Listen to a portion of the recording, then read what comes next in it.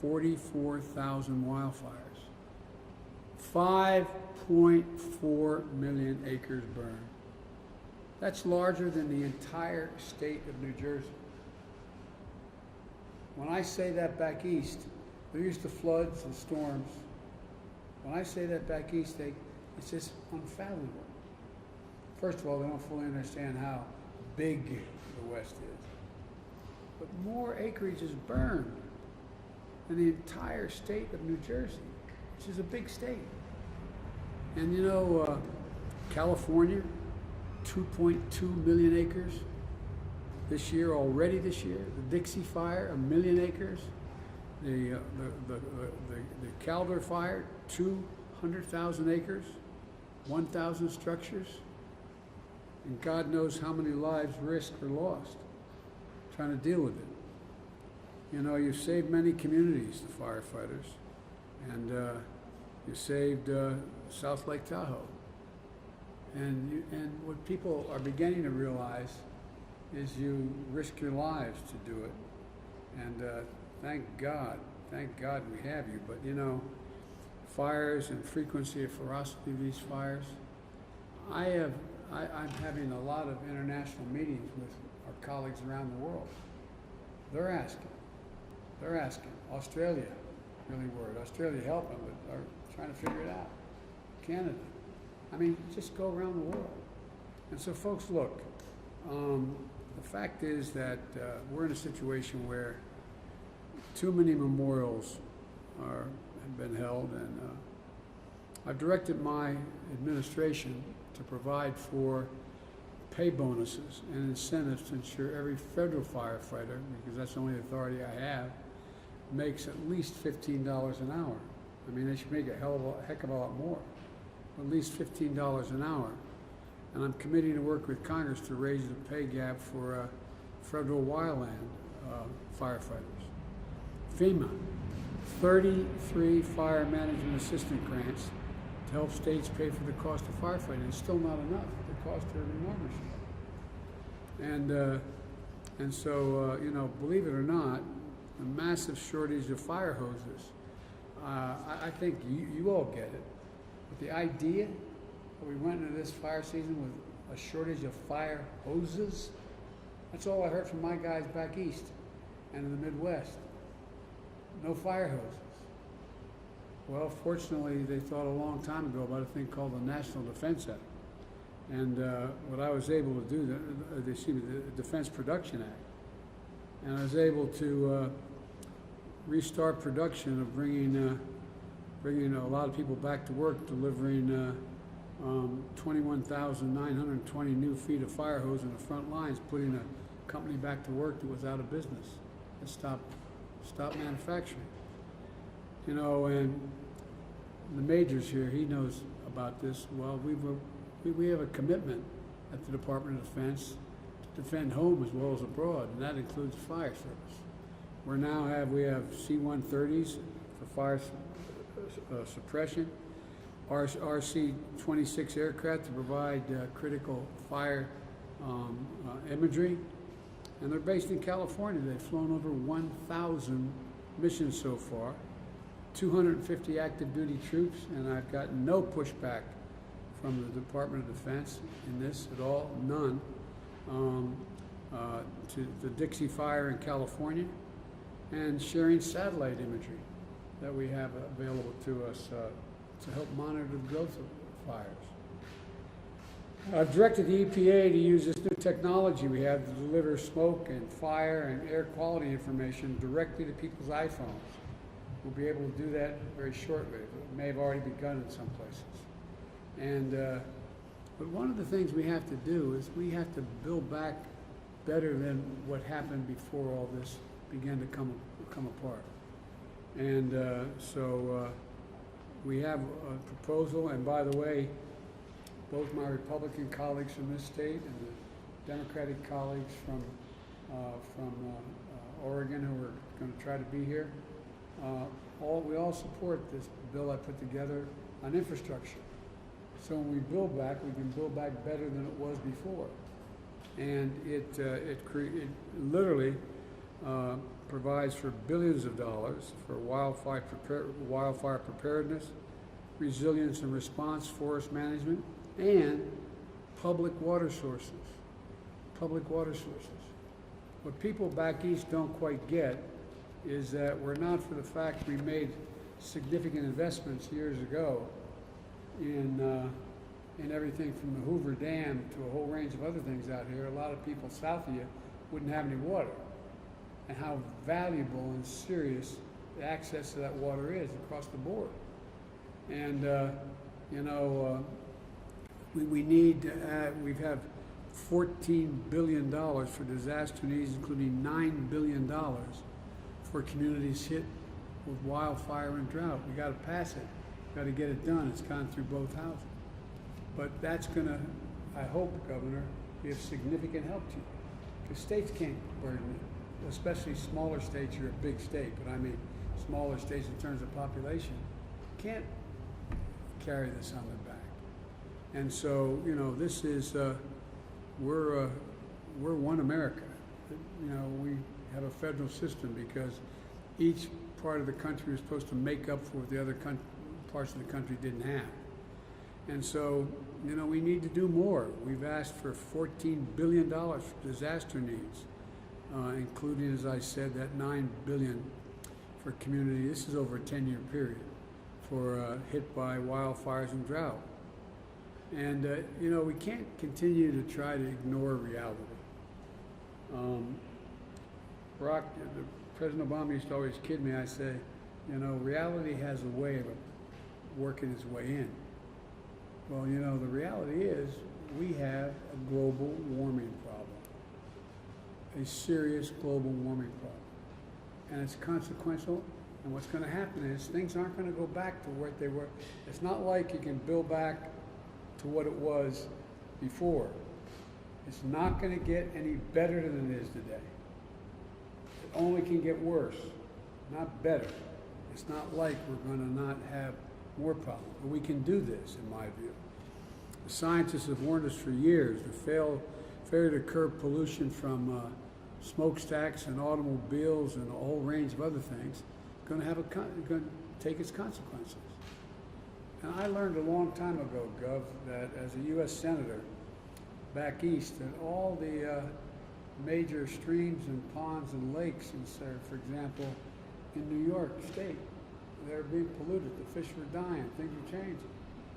And you know what it was all from? It wasn't because of what they're doing in upstate New York. It was because of smokestacks in Chicago, steel plants, because it carries, the wind carries that pollution at a height that doesn't affect the state of Illinois, or doesn't affect the state of Indiana, doesn't affect us, but it eventually comes down. Well, I guess I know you all know it. You have the smoke from the fires in California on the East Coast. And sometimes blotting out the sky. People are not just worried about COVID, they're worried about whether their kids are going to be breathing. And so every dollar we invest in resilience, this is part of my message here.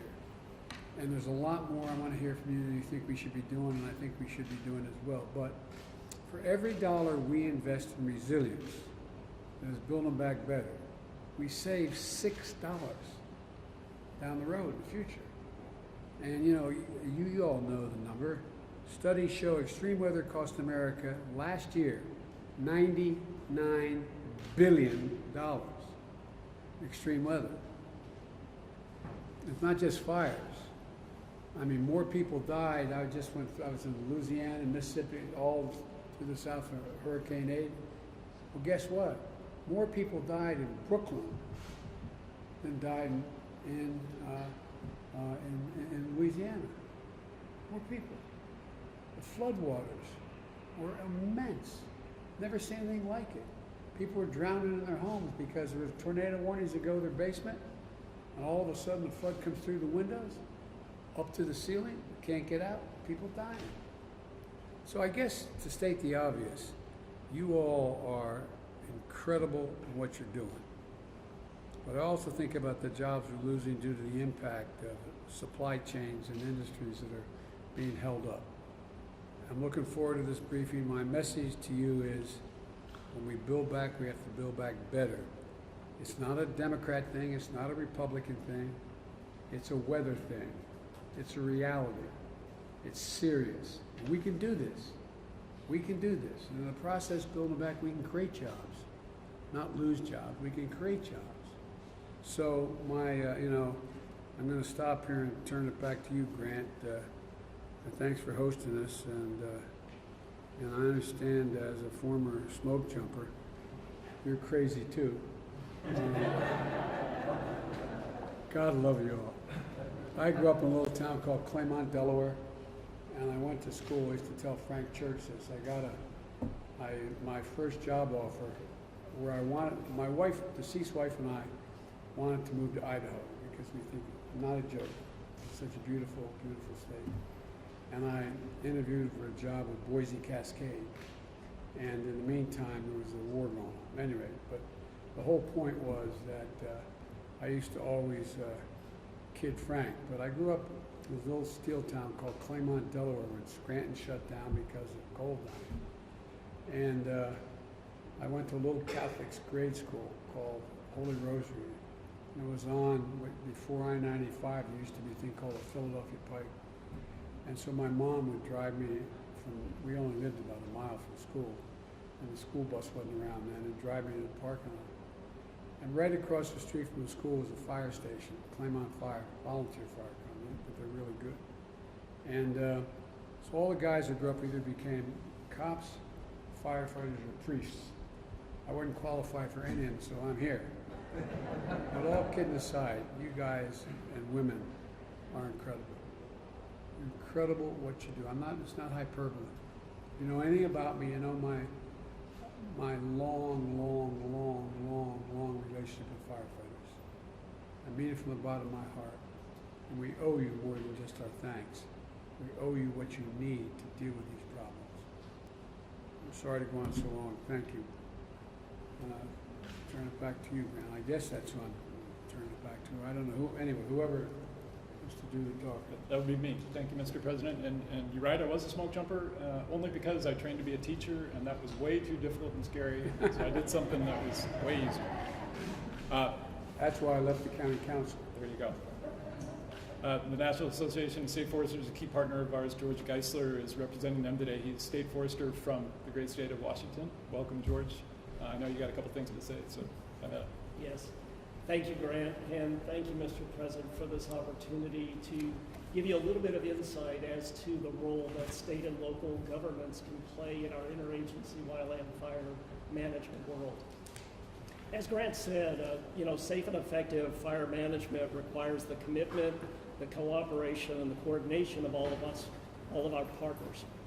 State forestry agencies, such as my own, Washington Department of Natural Resources, the Florida Forest Service, and California's CAL FIRE, are the primary agencies that are responsible for wildland fire suppression in our states.